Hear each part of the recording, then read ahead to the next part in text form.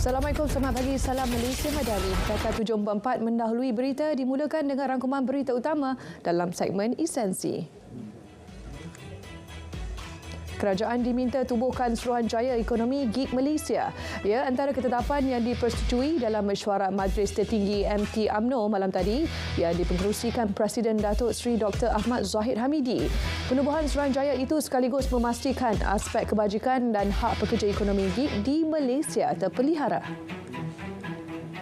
Mulai Isnin depan, sumbangan tunai Rahmah SGR Fasa 1 akan mula disalur kepada 8.2 juta penerima.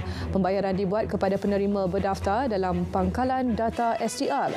Bayaran dikreditkan ke dalam akaun bank atau disalurkan secara tunai melalui Bank Simpanan Nasional secara berperingkat.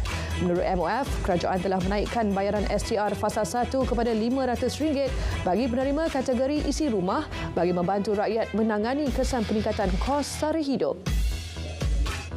Sebarang keputusan yang dibuat hasil kajian melibatkan skim saraan dalam kalangan penjawat awam turut terpakai kepada ahli-ahli politik.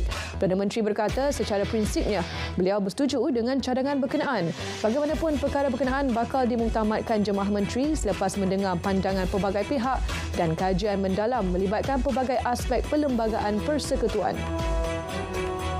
Penjawat awam sedia ada yang memilih skim pencen tidak akan terkesan dengan sistem saraan perkhidmatan awam yang akan dimuktamadkan. Menteri Kewangan II, Datuk Seri Amir Hamzah Azizan berkata, kerajaan komited untuk memastikan kebajikan dan kesejahteraan penjawat awam dan pesara sentiasa terbela. Sebanyak RM31 bilion diperuntukkan tahun ini untuk pembayaran pencen dan angka itu dijangka meningkat ke RM120 bilion pada 2040. Mahkamah Keadilan Antarabangsa ICJ mengarahkan Israel mengambil semua langkah yang mungkin untuk mencegah tindakan pembunuhan beramai-ramai di semenanjung Gaza. Israel dituntut melaporkan langkah yang akan diambil berhubung perintah itu dalam tempoh sebulan.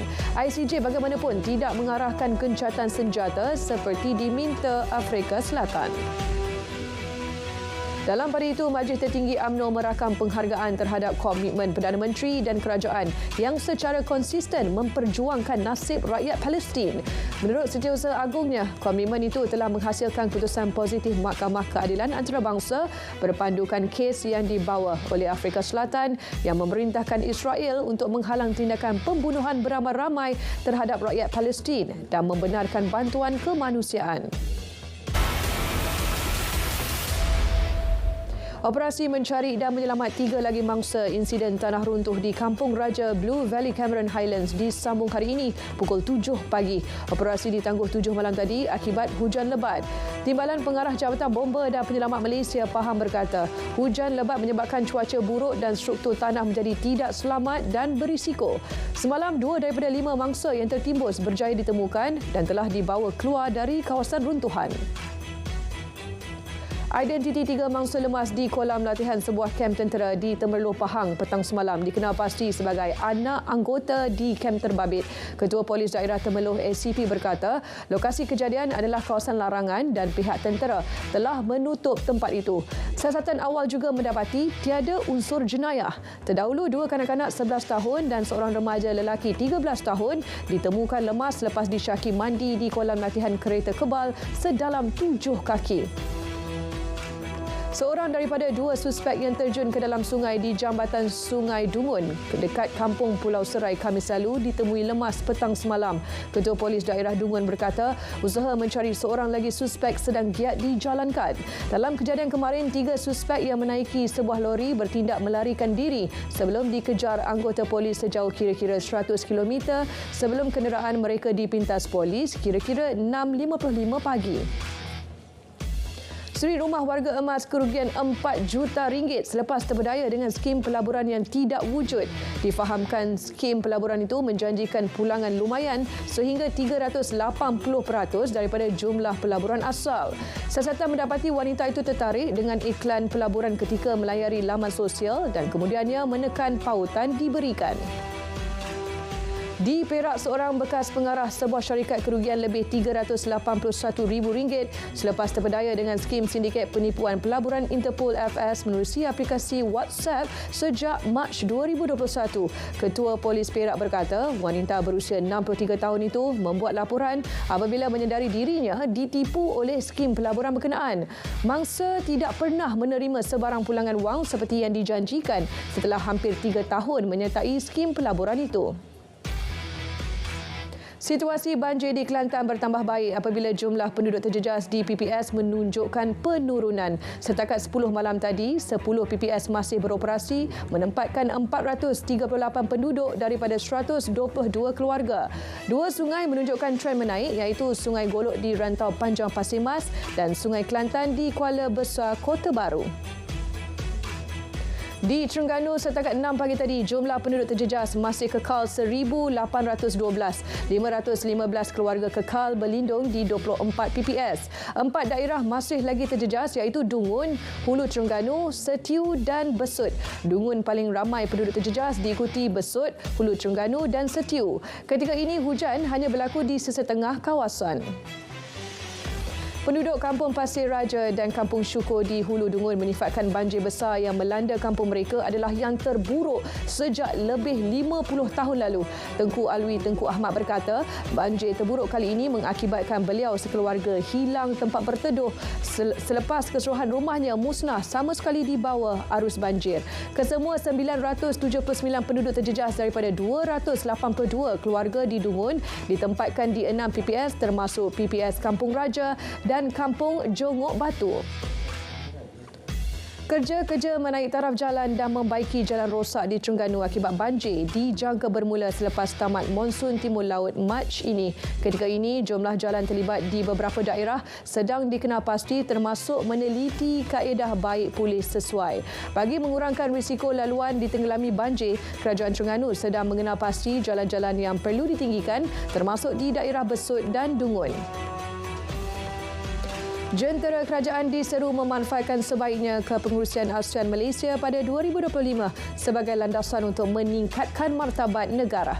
Menerusi hantaran di Facebook, Datuk Seri Anwar Ibrahim menyatakan pentingnya penekanan diberikan bagi merakyatkan ASEAN dan merealisasikan komuniti. Beliau turut berharap kepengurusian ASEAN Malaysia 2025 berjalan lancar. Sebagai persiapan Malaysia mengambil alih kepengurusian ASEAN, 3 kluster utama diwujudkan.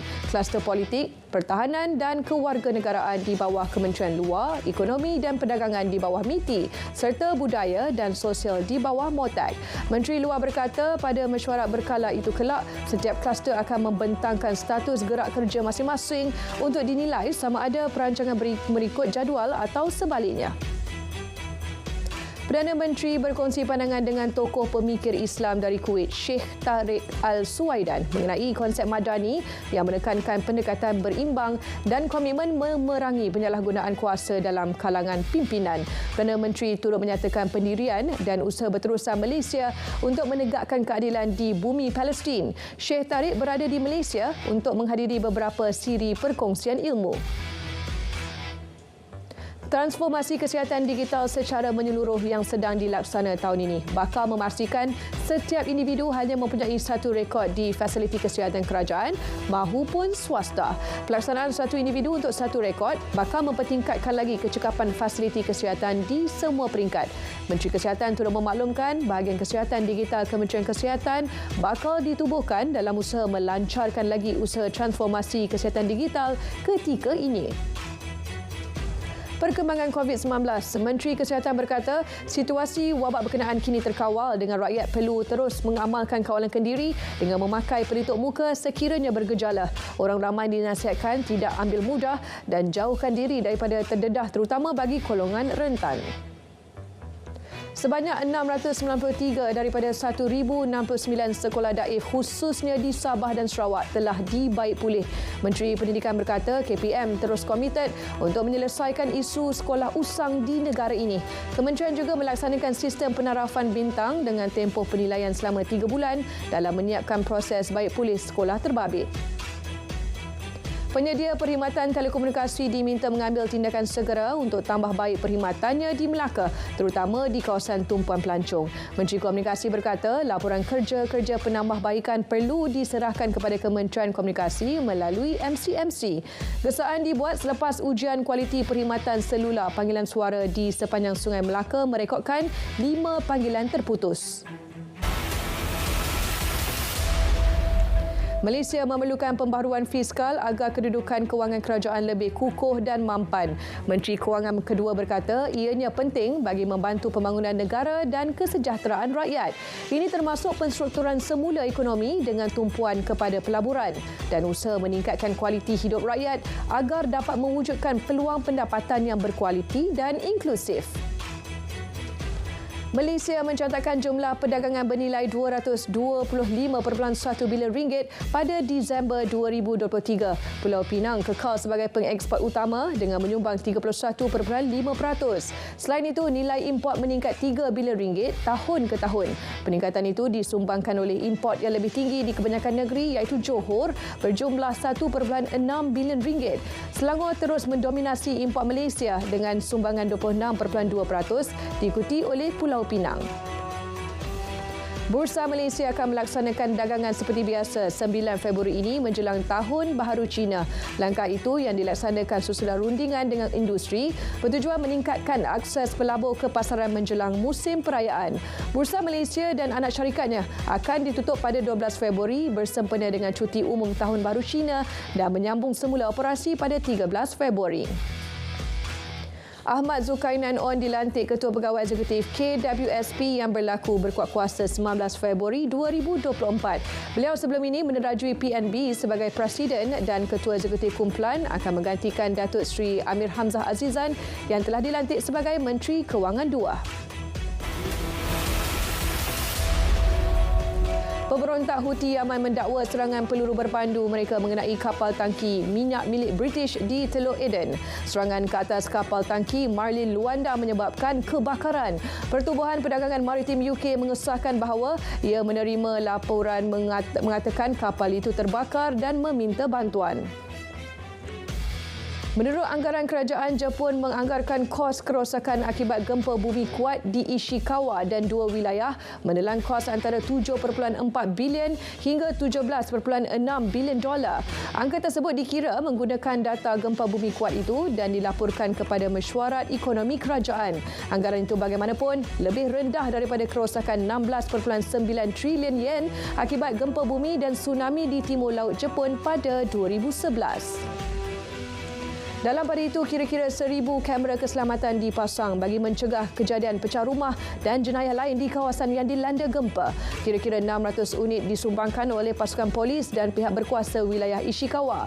Baki 400 kamera dirancang diperoleh menggunakan dana simpanan. Setakat petang Rabu lalu, 32 kes jenayah direkodkan di Ishikawa.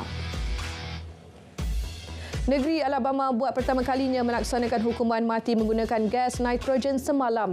Kenneth Eugene Smith menjalani hukuman berkenaan selepas disabitkan pada tahun 1989 kerana membunuh isteri seorang pendakwa, Elizabeth Sennett. Pertubuhan Bangsa-Bangsa Bersatu dan Kesatuan Eropah mengecam cara hukuman berkenaan kerana kaedah yang belum teruji yang mencetuskan perdebatan tentang hukuman mati. Alaska Airlines menyambung semula perkhidmatan pesawat Boeing 737 MAX 9 3 minggu selepas insiden palang pintu meletup pada pertengahan penerbangan. Insiden berkenaan menyebabkan 3,000 penerbangan Alaska Airlines dibatalkan pada Januari. Perjalanan pertama ialah penerbangan dari Seattle ke San Diego berlepas 11 pagi hari ini.